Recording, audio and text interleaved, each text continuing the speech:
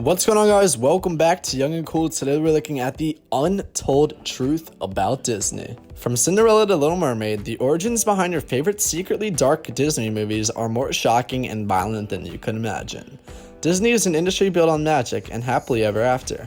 For kids around the world, Disney movies are what dreams are made of. The stories have been inspiring and exciting children since the first animated Disney films Snow White and the Seven Dwarfs came about in 1937. Parents and grandparents share their favorite Disney movies with children and grandchildren. Every little girl has a role model. Disney princess and little boys proudly wear Cars or Toy Story PJs. The films are wholesome and positive, loved by parents and children and everyone in between. When it comes to many of Disney's classic films, however, the polished happy endings are often a long way off from the original fairy tales that inspired them. Torture, hanging, burning feet, these are just a few of the things Disney cuts out when rewriting century-old fairy tales for the screen. When people visualize Pinocchio, they see the sweet young puppet with a desire to be a real boy. The Disney movie tells the tale of his adventures with his friend and advisor Jiminy Cricket, and how they ultimately led him to his dream of becoming a human. The original creator of Pinocchio, Carlo Collodi, was hoping for a different image. Collodi created Sleep the character for a serial story in Italian newspapers with the goal of showing kids the consequences of being bad. Collodi's Pinocchio was cruel and mischievous. His Jiminy Cricket was only referred to as a talking cricket, and when the cricket tried to give Pinocchio some good advice, the puppet boy killed him with a mallet. Disney's Sleeping Beauty is also a classic tale of a princess in distress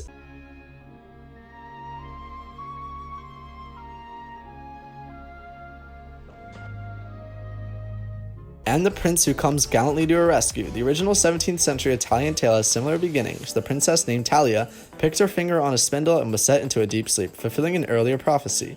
The rest of Talia's story is too gruesome to be a children's tale. The man who came to Talia's rescue is a king, not a prince. The king's kiss did not awake Talia. He instead gathers the fruits of her love, which is a nicer way of saying he raped her while she slept. 9 months later, she gave birth to twins, and one of them sucked the splinter from her finger, waking her up. Talia and the king fall in love, but the king is still married. His queen orders the twins to be kidnapped, cooked, and fed to the unknowing king. Luckily, she fails. The moral of the story was, lucky people, so 'tis said, are blessed by fortune whilst in bed. When Disney's Cinderella 2 came out in 2002, it turned out that Cinderella's evil stepsisters weren't as evil as they were shown in the first movie. One of them, Anastasia, was even featured having her own love interest with a baker, a relationship encouraged by Cinderella. The fate given to the stepsisters by the brothers Grimm was not so forgiving. In the fairy tale, the two girls cut off different parts of their feet in an attempt to fit into the slipper. Some doves swooped in to show the princess of the blood on the shoe, so he would not be fooled. At the end of the story, the stepsisters attended Cinderella's wedding only to have their eyes packed out by the doves who had betrayed them earlier.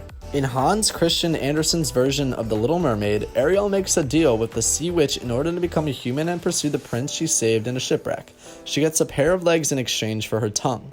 However, part of that deal is that every step she takes with this new pair of legs will feel like walking on shattered glass. If Ariel gets her true love's kiss, she can remain a human, but if she fails, she will die. The prince never actually saw Ariel's face when she saved him, so he ends up marrying someone else. The sea witch tells Ariel she can just turn back into a mermaid instead of dying if she kills the prince. Of course, Ariel cannot bring herself to do that. Instead, in dark Disney fashion, she throws herself into the ocean and dissolves into sea foam. Bambi, A Life in the Woods is a novel following a deer throughout his life growing up in the woods. Though Disney took this adult novel and turned it into a heartwarming Disney movie, the book touches on the circle of life, survival, man versus nature, etc. This book is also very violent. On Bambi's first walk into the woods, he witnessed a mouse get killed and heard creatures threatening each other with death. Later, after a hunter shoots Bambi and another deer, the great old prince teaches them to walk in circles and spread the blood so that the hunter gets confused. The great prince also showed Bambi the blood of the dead hunter at the end of the story to prove that the man is not all powerful. The Hunchback of Notre Dame is one of Disney's darker films. Like the novel it is based off of, the movie is about a hunchback named Quasimodo who grew up in Notre Dame Cathedral raised by an archdeacon named Frollo. Cosimo and Frollo both fell in love with the same woman, Esmeralda. At the end of the film, Quasimodo pushed Frollo, the villain, off the roof of the cathedral, killing him. It's already uncharacteristic morbid for Disney, but the original novel by Victor Hugo has an even worse ending for the protagonists. In Hugo's story, Frollo framed Esmeralda for attempted murder, and she was sentenced to be hanged. Quasimodo still pushed Frollo off a roof, but it was because Frollo was laughing at Esmeralda's hanging. Kwasi then goes to Esmeralda's grave and refuses to leave her, so he ultimately dies of starvation there. Hugo's book did not end happily for anyone.